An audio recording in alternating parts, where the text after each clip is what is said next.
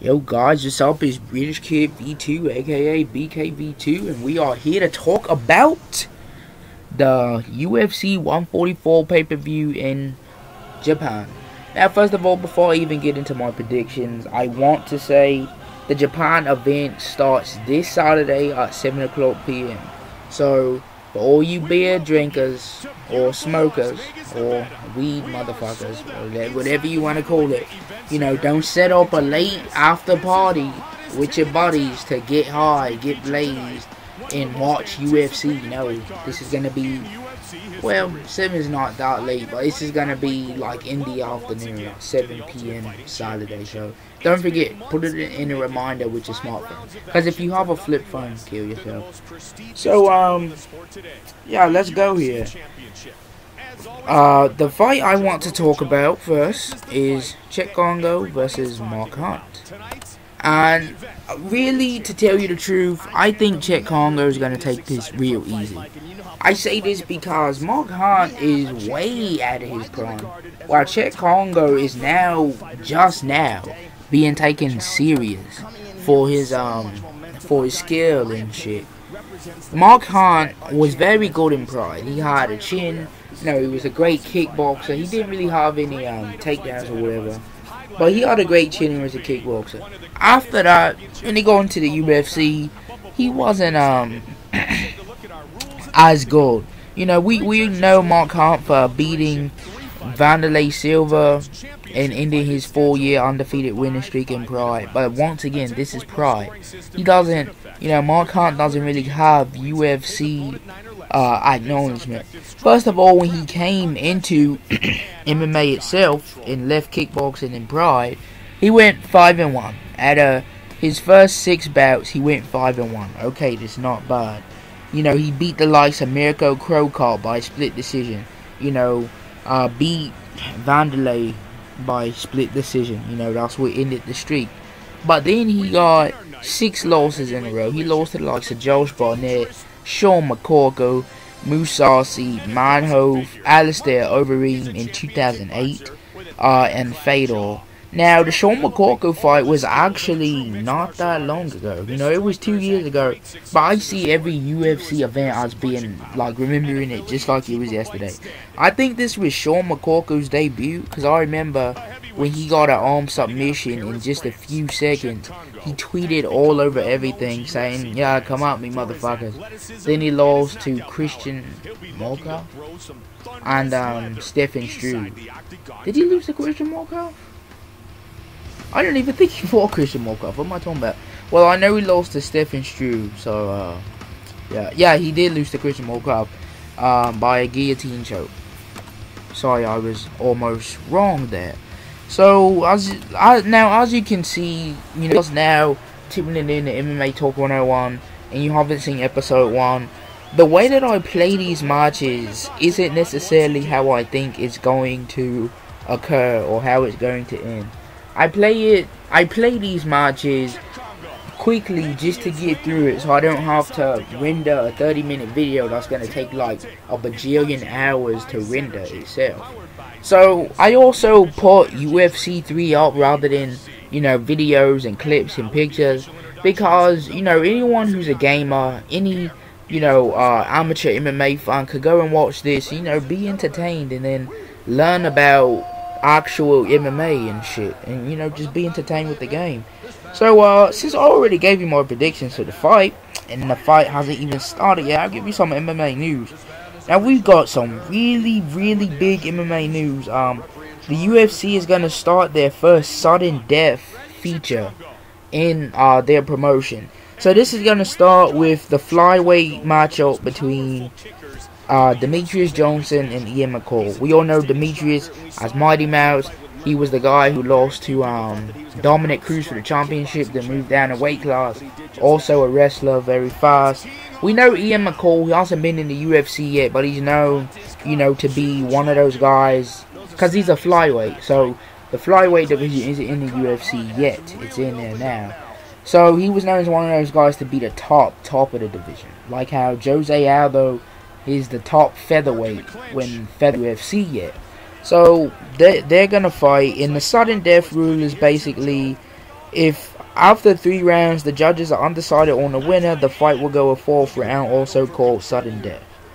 So Mighty Mouse has said, I don't know if anybody has said anything about it, and this is the first time I'm mentioning it. We had to sign for a sudden death bout. If it goes to 3 rounds and the judges can't decide who the winner is, then we'll do a 4th round. Now, yeah. So what I like about this is there's no more, you know, that rule where they say don't leave it up to the judges and shit like that. You know, so seeing a Gray Maynard Frankie Edgar fight that went to a draw, what was it? Gray Maynard versus Frankie Edgar 2, I think. Yeah, it was.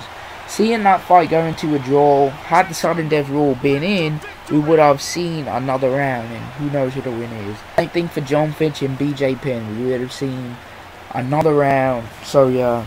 So I can't believe I even knocked him out that fast, really. And also, we got 2 fights booked. Dan Hardy versus Dwayne Bang Ludwig. We all know Dan Hardy, British guy. I like him for that. For, you know, his brash style. You know, he was a top contender going in the GSP fight. Got dominated by wrestling. And then he wasn't doing too hot after that. His recent loss came to Anthony Johnson, I think. Yeah, Anthony Johnson. And, no. It was Chris Lytle. Chris Lytle's retirement fight. That's where his recent loss came from. It was a great fight, and it was about to go to decision until Lytle submitted him. I was pissed. And the next fight we have booked is Gabriel Gonzaga versus Shane De Rosario. So Gabriel Gonzaga is he's known for the guy for knocking out Mirko Krokop with a vicious head kick in the UFC, then getting dominated to get cut from the UFC, to get signed back to the UFC, which is now to win a match and to go on to face Shane De Rosario. I seen Shane De Rosario fight live at Strikeforce when Fedor had to fight Antonio Silva, and I will tell you, he's a beast. I think the only thing sidetracking Shane right now is that he was sidelined from MMA because he got into a car accident, and his coaches were saying, oh, you know, I don't know if he'd ever be the same again and shit. So yeah. So for this Akiyama Shields fight, I see Shields winning this. Now, I used to be a big Akiyama fan. You know, for all the MMA fans, his name is actually Sexy Armor. That's his, you know, what you call it name, his nickname. I see Jake Shields winning this, man, because we all know Akiyama has had a lot of Fight of the Night performances. We know Akiyama is a judo artist. But we also know that Akiyama can't really finish fights. And we also know that against a wrestler, Akiyama isn't really best fit. Alan Belcher, you know, Alan Belcher that wasn't so good at UFC 100 took it. What was it? I think it was UFC 113. Took it to Akiyama. But Akiyama actually won in a bullshit decision. He got Fight of the Night too. Then recently Chris Lieben beat Akiyama by decision. Then I think Michael Bisping beat Akiyama. So, you know, Jake Shields is no different. He may not have a chin, but Akiyama won't be the one to try and knock the motherfucker out. So, you know, I see Jake Shields winning this by a decision, easy call. I don't see him winning by submission, man, because Akiyama's got judo, and he most likely will not let that happen. So, yeah, I see Akiyama's a very resilient guy, though. If you've seen the Chris Lieben fight, Chris Lieben had him in his own guard, throwing headache punches, you know, 1-2, because Akiyama wouldn't leave his guard, so he's like trying to get it off him. He's just punching him in the face, throwing 2 punches at once.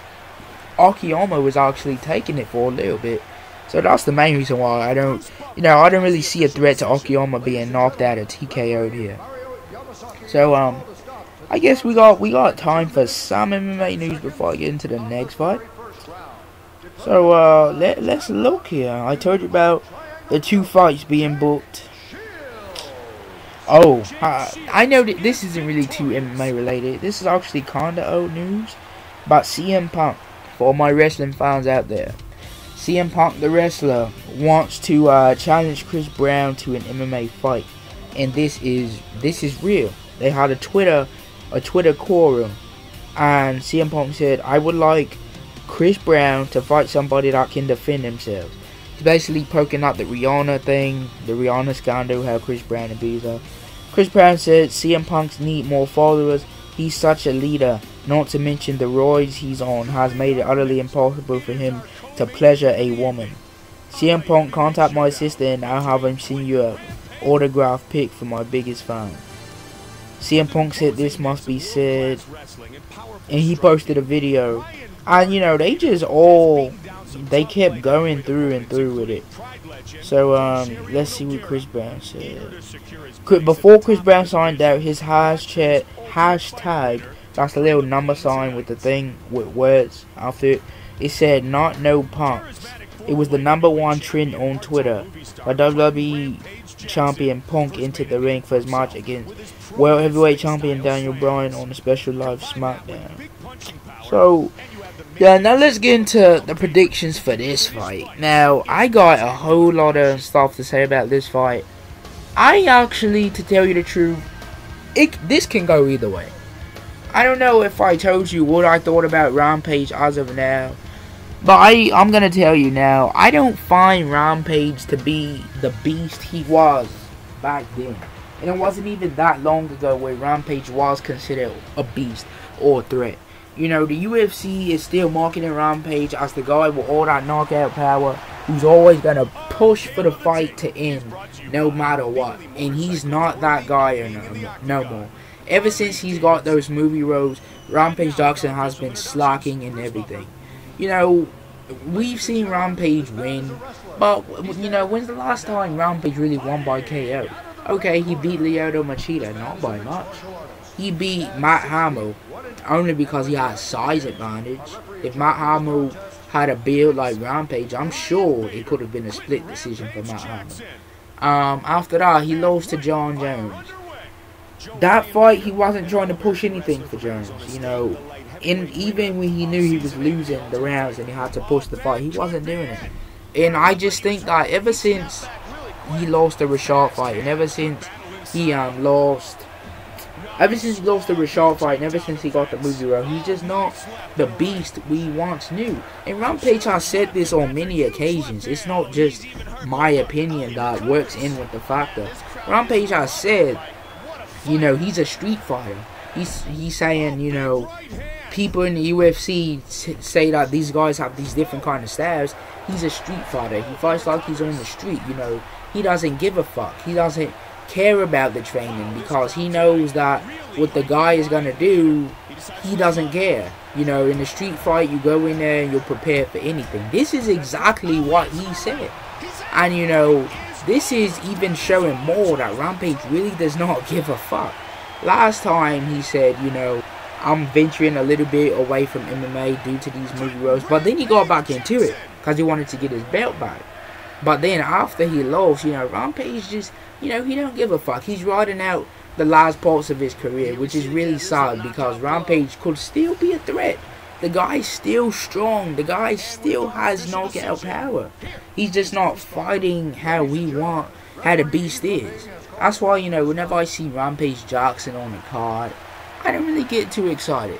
You know, I thought the Matt Hamill and Machida fight, who is my favorite light heavyweight, Machida, I thought he'd try and push the fight. Because first of all, he's got size advantage.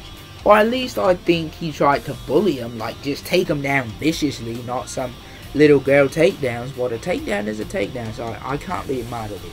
So with this fight, I think I'm going to say Rampage. Mainly because this is in Japan.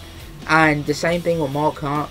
Rampage is going to try and push this fight to be as entertaining as possible, like he said, because he was a beast in Pride, scratching off the losses from Wanderlei Silva and Shogun. So he was a beast there, and I think that if Beta really tries to get in a fist fight with him, Rampage will rock him. You know, we seen what happened to Beta against Tito Ortiz, my favorite light heavyweight of all time. So, I really don't see what Beta's game plan is here. Because I doubt, you know, with Rampage's build, he'll allow Beta to take him down.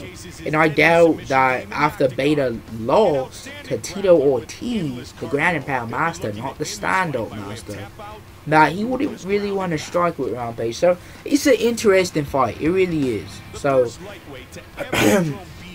let's get into the main event. So, the main event of this card is Frankie Edgar versus Ben Henderson. Now, I'm not gonna be very brief on it. I think I'll talk about this for a while. First of all, with Frankie Edgar, he beat my favorite lightweight, Gray Maynard. Alright, we all know that. He nearly ended BJ Penn's career, lowered his self-esteem. Okay, we know that BJ Penn was not in his prime. Okay, we know that. But people are still showing that. People are still thinking that Frankie Edgar is nothing. You know, throughout all the champions right now that are currently champions in UFC, when you bring up Frankie Edgar, they're like, oh, yeah, he's good. But when you bring up, like, Jose Aldo, oh, yeah, what a beast. Look, man, Frankie Edgar's got so many achievements to his career, like I just named. I mean, with Ben Henderson, he's a great fighter, you know. At first, when I seen this fight, I was like, okay, Ben Henderson, I'm going to win some easy Microsoft points. But then I went and thought about it, and I said, okay, wait. Ben Henderson lost to Anthony Pettis, who lost to Clay Guida. But Ben Henderson beat Clay Guida, so what does that say? It doesn't really say too much, because Pettis wasn't really taking him down a lot. But then again, it's Frankie Edgar, and Frankie Edgar is way faster than Pettis. And way more versatile than Guida. So what does that say? You know, people don't really know what Frankie Edgar's style is. I think maybe it's because they play too much UFC games, or they just disregard him, but they think he's a basic wrestler. Frankie Edgar is one of the best boxers in his division, maybe even in the promotion, you know. This guy comes in, boom, boom, boom, comes back out, you know. His strikes is just so good, and with Ben Henderson, I think he's gonna have reach advantage here, cause Frankie Edgar always likes to get inside no matter what. Ben Henderson's never really the type to try and repel you back. He's usually the one pushing the fight. We seen that when he fought Mark Bocek. He left him in a bloody mess. You know, we've seen that, so it's gonna be interesting. You know, I think Ben Henderson has a chance. But I think Frankie Edgar has an even better chance, and people they're really just disregarding Frankie Edgar. You know, he's not like one of the best lightweights in the game for nothing. He is the best lightweight in the game. So I mean, take that into consideration. So I give you some MMA news. Oh wait, hold on. I have one more thing to say about Ben Henderson. One of his losses. Hold on, guys. Okay, so Ben Henderson, he's 14-1? No, 14-2. Okay, I'm looking at his losses. Okay, so his loss was in like his second fight. Okay, but yeah, like I was saying, Ben Henderson's last fight was against Clay Guida, and he did good against him, 30-27, 30-27, 29-28. But I mean, you know, I don't really see Ben Henderson beating Frankie Edgar. Like, I really don't. Frankie Edgar's just too fast, and he's got very good takedowns. He'll push the fight. And we know, you know, Ben Henderson's not a knockout artist. I'll tell you that first. I don't care how big of a fan you are of Ben Henderson. He is not a knockout artist. He can land good punches and, you know, maybe rock you, but he is not a knockout artist. Frankie Edgar has taken combination after combination from Gray Maynard in what has it been, 3 fights, and has still came back. He had more of a bloody face than Maynard. Maynard didn't have shit on him after Edgar beat him. So I mean, what is there else to tell you? I know Ben Henderson, you know, is good with submission. Overall, very good fighter, great fighter. I'm not trying to take anything away from him. I'm actually really trying to tell you how dangerous Frankie Edgar is, because he is the most looked down upon champion, and it's really funny. So enjoy the rest of the gameplay. I have nothing else to talk about, and also I hope you enjoy MMA Talk 101 episode 2, and I will be back with, I don't know if it's 145 or a UFC on Fox or FX card, but I'll be back on the next UFC card. No. I'll be back on Strikeforce, Tate vs. Rousey. So, yeah. I'll probably be playing MMA for that. Pressuring his opponent up against the fence here. Oh, beautiful hook. It is over. Finishes it with the right hand.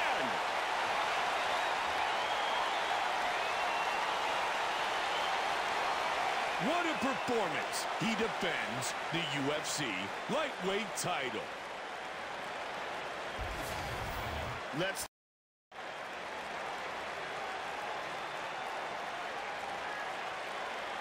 see it one more time. He just nails him with that. That's a highlight reel knockout right there, Joe. Here we see it again. Excellent timing on the button. The veteran voice of the Octagon, Bruce Buffer, has the official decision. Ladies and gentlemen, referee Herb Dean has called a stop to this contest at 4 minutes, 55 seconds of the very first round, declaring the winner by knockout and still